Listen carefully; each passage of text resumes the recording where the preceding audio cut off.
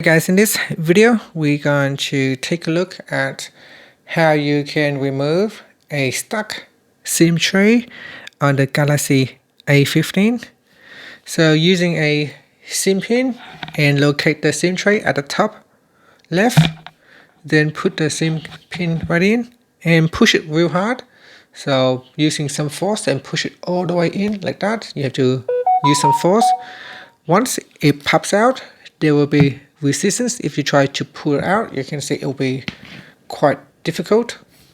So here, if I try to pull it out, it will not come off. So you need to use some force and pull it real hard.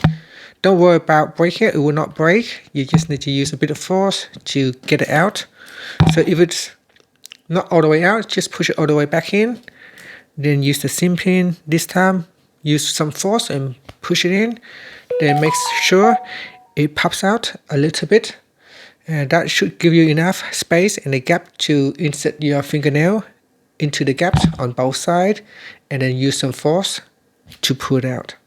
Once it is removed, you can now insert your SIM card or micro SD card, and then you can insert it back in. And that's it. Thank you for watching this video. Please like and subscribe to my channel for more videos.